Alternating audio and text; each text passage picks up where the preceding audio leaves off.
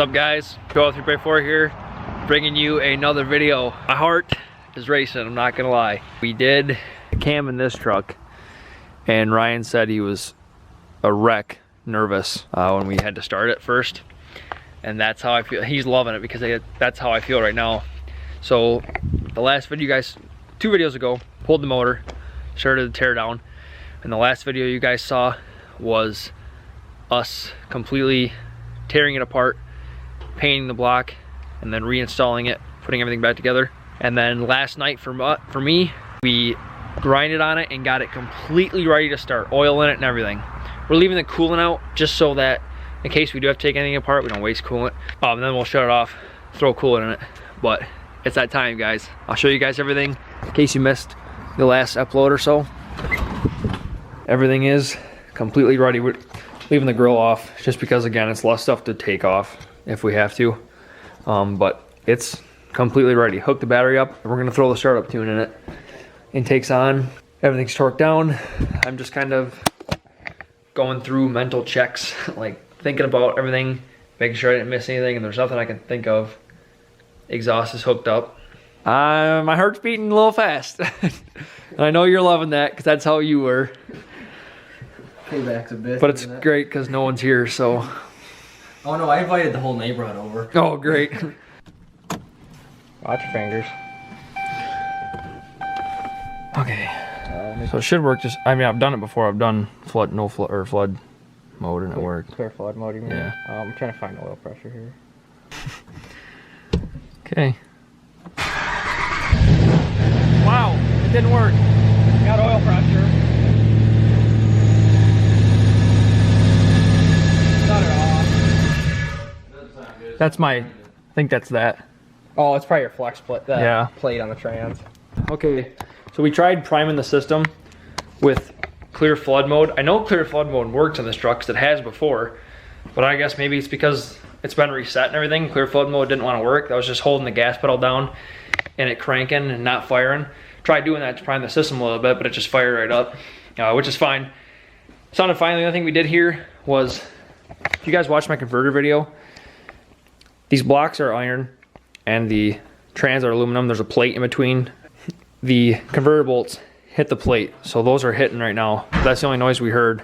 We're gonna go ahead and open the door and let it run for a while now. All right, you wanna watch this again? Yeah, I want to see that. You want me to start it? You already started it once now, I mean. Yeah, I mean, well, it don't really matter now. I'm gonna start it and probably get out right away, so. Okay, start it. It's that plate. Yeah. Wow, that is loud.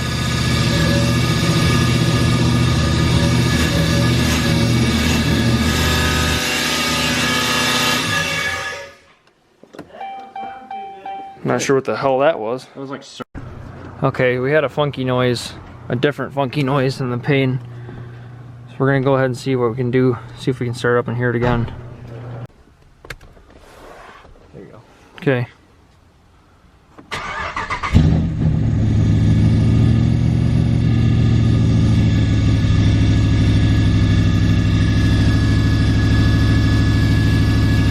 That's that plate. I think yeah, that's that plate.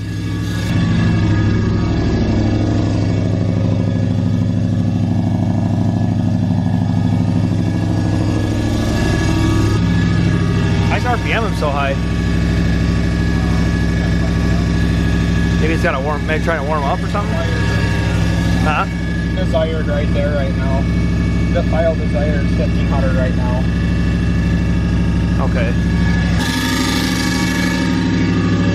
What? Got no throttle. It's probably, it might be. I'm gonna clear the codes out of it. Alright. Yeah. That ain't sounding good, dude. That's, I know, I just heard it go. That's that plate for sure. It's just it's at 1500 RPM the whole time.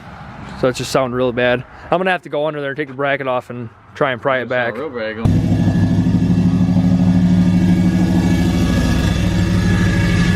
Hey, you know what? Kill it real quick. I'm gonna go under there and mess with that. Okay, 2 problems we had right away. First one, the throttle body ended up not being plugged in all the way actually? No, it was a connector. It was an inline connector for something else. Oh, well, there was a connector that wasn't plugged in. That's why we had no throttle response. That's also why I couldn't do clear flood mode. And then I went underneath and I took the bracket off and stuff because that converter bolt's hitting the plate in between the trans and the motor was really bad. So I went in and made sure that's what the problem is, which, can you see anything? Not really. Like push the plate in like the bracket's on, it's a lot closer. Oh, I see exactly where it's hitting. Pretty sure. Can you reach it? Like, could it be reached, I mean? You got the pry bar? Well, actually, Brought it down there. Now. That's what I was thinking. We start it now and make sure it's... Actually, give me a little pry bar. Little? Yeah, the black handled one. That's in here. It's out here somewhere. It's under there, I think. Yeah. Sorry guys, lighting sucks, but we're just trying to get this crap done so we can run it the right way without any noises. Listen to actually important parts. Can't be done working on this thing. Okay, fire it up again. Hopefully we get good throttle response. There we go. That's better.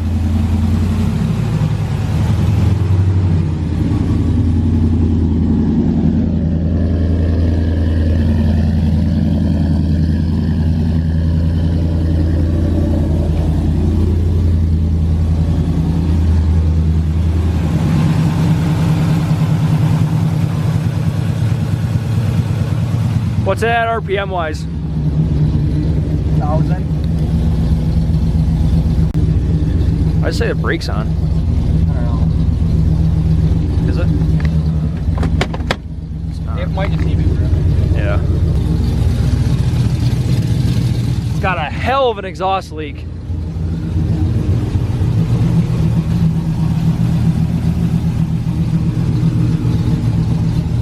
I'm gonna have to fix that tomorrow. Right here. Yeah, it's probably both of them, but that one for sure.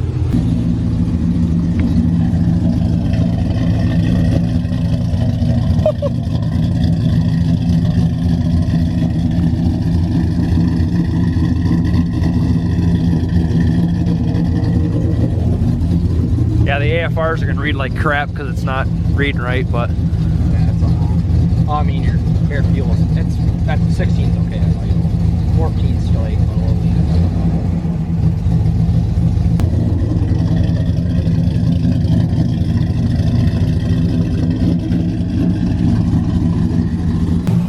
how's oil pressure look? What's oil pressure at? 53. 53? Better check your engine. Yeah, sounds good, dude. Yeah. I was getting a little nervous for a second because that plate was extremely loud.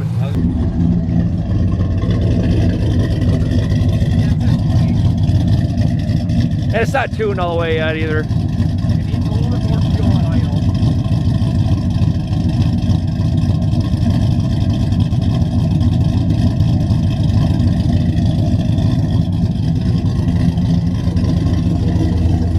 All right, I went underneath and tightened up the bolt, or tightened up the bracket that hits the trans so that we moved the plate around. Ryan moved the plate around a little bit to see if we can get that noise to go away. Yeah, go ahead and fire it up. We'll find out. God!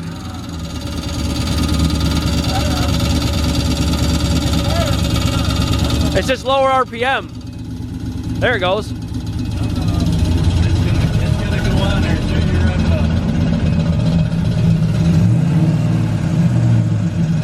Now it's like it's only hitting one bolt. I think it was both sides. Now I think it's just one. All right, guys. So we got it warmed up. We got all the issues figured out. We did bend the plate a little more and got it to stop making noise. So I'm going to now drive it to my work. That way tomorrow I can throw it up on the lift a little more and fix the exhaust leak, fix some stuff. We're gonna see how it drives though. I bet it's gonna be terrible. I'm gonna take it real easy too.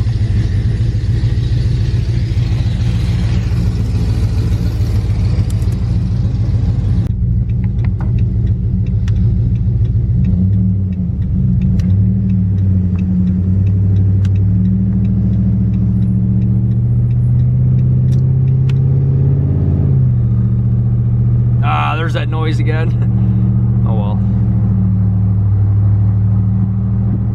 So it honestly doesn't drive that terrible. Like obviously I'm completely babying it, but honestly, when I put the stall converter in this thing, Jay Green told me it didn't need a tune, and I kept telling him it was driving like complete crap, and he said, no, it's fine, conversion can act like that. Well, this guy tuned it for the trans, and it already drives 10 times better with a stall, and I'm hardly touching the gas.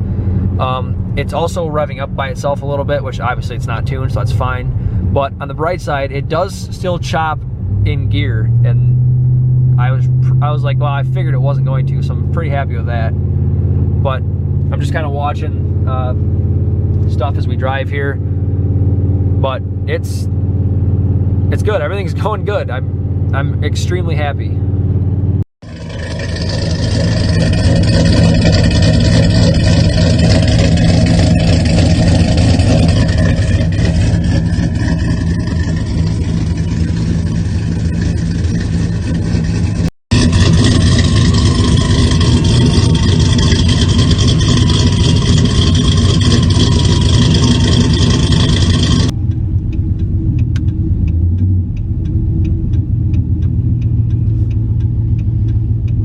Leisurely driving, I assume? Yeah, yep, just normal driving. Let's not hammer on it or anything yet. Probably have to do 1 or 2 revisions before that. Did you want me to like turn right away so we keep getting on and off it, or just cruise at like 55? No, let's just cruise a little bit and let's see what the fuel trims are gonna do. It is, and turn around and head back down and buzz through town, hit some stoplights and stuff. Okay.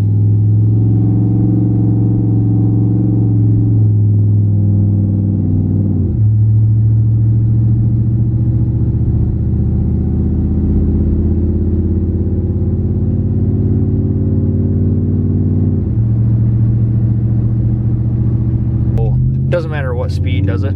As long as it can shift. No, for now. Really, we need to go through one shift to make sure that's okay. Typically, if that one's good, the rest will be okay. I personally like seeing a 1.2, but that's not going to happen. So probably like a 2.3. So we're not going, 100 miles an hour or whatever in the rain. You want 2.3 or like 3.4? Because the 2 and 3 in this are like 200 RPM difference.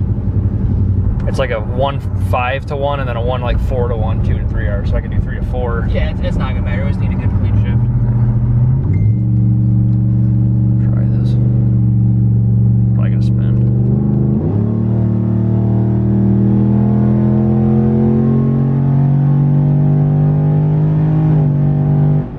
Oh, that was 2 to 3, but yeah, what else? 2. Wow, that felt good. Yeah. Felt pretty good though.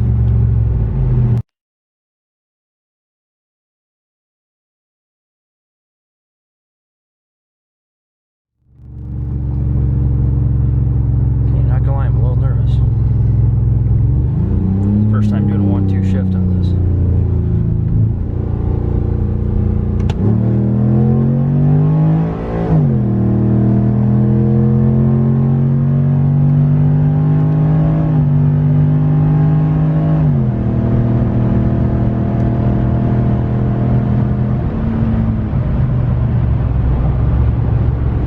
Pretty decent. All right, wide open throttle's not even fully tuned yet. I mean, it's Shifted very well. pretty much fully tuned, but that was scary because I remember him talking about how when you do a 1-2 shift, it's going to go to about 6,700 RPMs, and these things stock shift at like 5,800 RPMs. So seeing it climb that high was scary, but I mean that's what a cam's for, is high end. But I saw your head go back a little bit there. Yeah, it did. I still can't get over how good of a like factory trans cooler this truck has. I've been driving for about 8, 9, maybe even 10 minutes now. I just finally turned a corner and got on stall speed, and now it's already like, now it's only at 100, and I've been driving for 10 minutes and then hit stall. Like, I'm just amazed. I mean, yes, it's like 50 degrees out, but man, even before this, on like July hot 90-degree days, cruising, like doing a 3-hour drive, like not all highway, it was kind of stop and go a little bit, still never saw 140. It's awesome. Anyways, so this is still part of the tuning video. We are going to do some more data logging and do some wide open throttle stuff, because we weren't able to on the tune day because it was too wet outside, and would rather just do it in 2-wheel drive. So we would have spun and it wouldn't have been worth it. But today we're gonna send a log because I've been having some cam surging lately, like especially when I put in gear. It might be a little too warm now. It does it worse when it's cold, but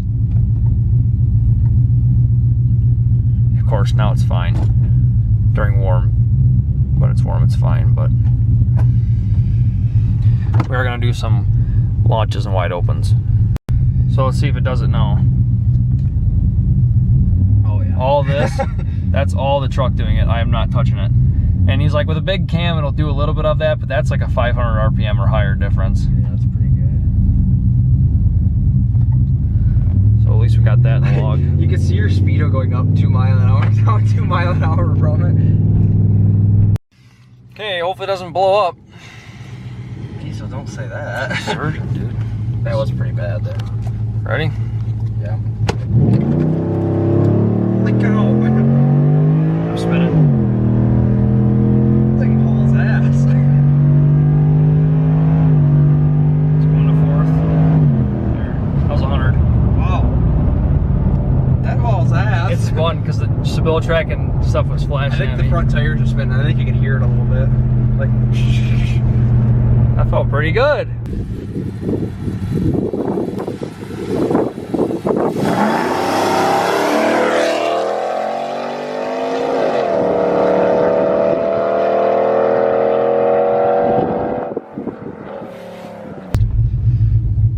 it's like it came up and it got right on the converter and it started actually like getting on the converter hard, about 4 grand.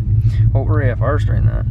They're good. They're good? 12.4, 12.5, Sick. or 12, right around 12.5, Mhm. 12.5. You can see it here. It's a little bit rich, or a little bit lean right there, but that's not real. That could be an anomaly. Let's see, came up, that's where it got on the converter. It shifted at about 65. 6,500 RPM, about 55 mile an hour, you're right.